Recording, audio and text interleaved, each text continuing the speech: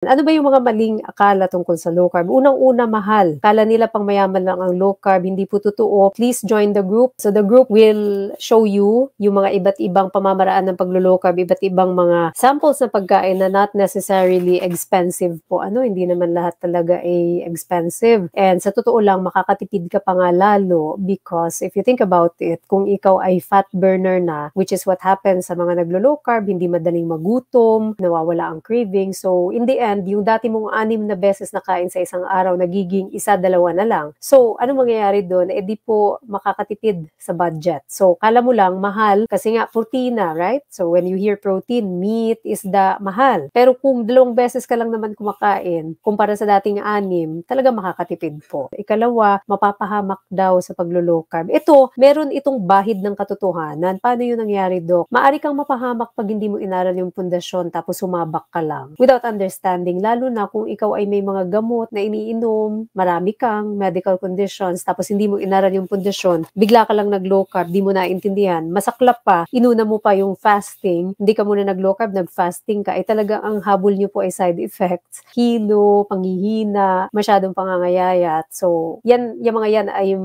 may iwasan kung alamin natin ang tamang pundasyon. Napakarami ko pong libreng videos nandyan po. So, YouTube natin, So, YouTube channel. Diyan makikita kung ano-ano yung mga basics na kailangan nating malaman. Hindi nyo kailangan magbayad. Marami nang gumaling sa plataforma natin sa pamamagitan lang ng pag-aaral ng libreng video. Ikatlo, baka mahirap. Ang hirap i-give up yung kanin, ang hirap i-give up yung matamis, yung mga paboritong kakanin. Marami namang pamamaraan to make it easier. So, gamit-gamit yung ating food guide, maaari nating dahan-dahanin yung ating transition, So, we have a food guide. Kung wala pa kayo nito, download nyo, libre lang yan. Saan mada-download? Diyan po, sa levelupwithdriris.com, hanapin yung libreng food guide and base dyan sa mga makikita nyo yung pagkain, then makikita nyo yung mga combination, ano ba yung mga pwede nating kainin, and that will serve as the gabay para ma-realize yun na wow, ang dami naman palang choices. Yung go section, the green, and the yellow section, yung pause, mas marami po siya kaysa dun sa stop. So, ibig sabihin, mas maraming choices. So, hindi siya actually ganun kahirap, basta naintindihan yung basic,